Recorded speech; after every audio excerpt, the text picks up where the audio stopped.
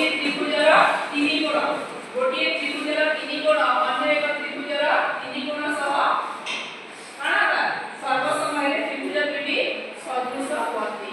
तो आमे न दुटा त्रिभुज अंकन करू गोटे है एबीसी त्रिभुज और गोटे है बीएफ त्रिभुज।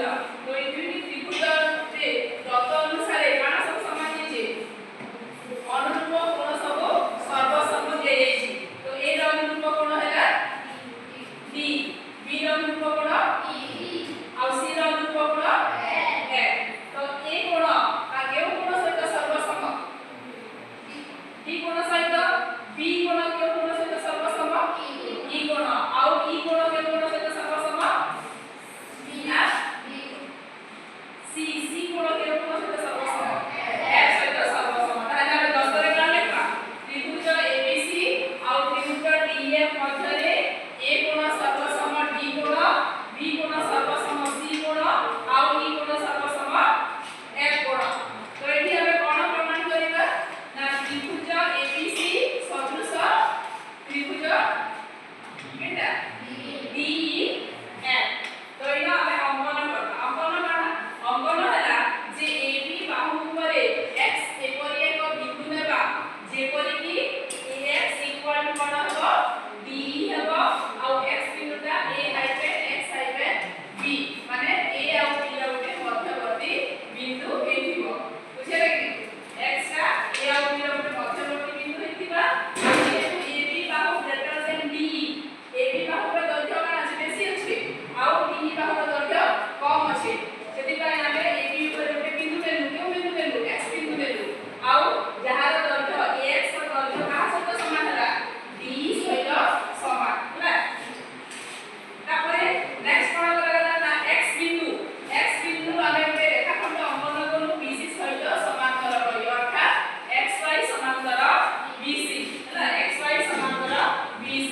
वर्तमान आमे प्रमाण करिला जे जेहेतु देखो xy समांतर bc और ab हला छेदक रेखा एनो axy कोण और abc कोण ई दुटा कोण परस्पर अनुरूप कोण होला। एनो ए मानकर परिमाणटा समान होला अनुरूप कोणर परिमाण समान अर्थात axy कोण और abc कोणर परिमाण समान। तो आमे इन लेखा जे xy समांतर वाला bc टा अंकन पाइछु ताले axy कोण और b कोण परस्पर अनुरूप कोण एनो axy और b कोण समान। किंतु दतरे कोन देहिछि दतरे देहिछि b कोण और e कोण हला सर्वसम। तो जेहेतु b कोण और x कोण समान हला और b कोण और e कोण सर्वसम ताले x कोणटा e सहित समान हबो। एटा केउ धर्म हमें काली पढिथिलु एटा समक्रमी धर्म एटा समक्रमी धर्म से अनुसार तो काना हला x y e कोण सहित सर्वसम हला। ठीक सेही भली हमें प्रमाण करि परिबा जे जेहेतु xy समांतर bc एनो y कोण और c कोणर परिमाण समान काहे कि एमाने मध्य अनुरूप कोण और जेहेतु c कोण और f कोण दुटा दत्तरे देछि परस्पर सर्वसम कोण बोली एमिटा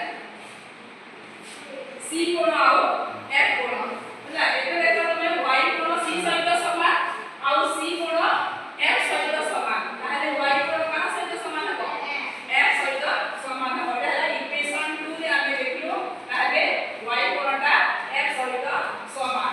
ताले वर्तमान आमे त्रिभुज नेबा कोन त्रिभुज axy त्रिभुज और def त्रिभुज ए दुईटी त्रिभुज मध्यरे कोन कोन समान अछि जाय कोटा के हबो काना समान फास्ट कोन समान कहो केटा समान अछि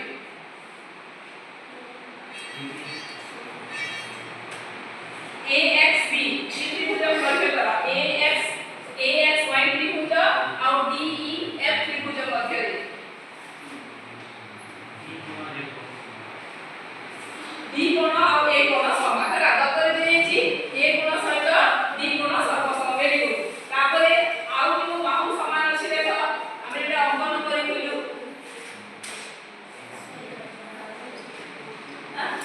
a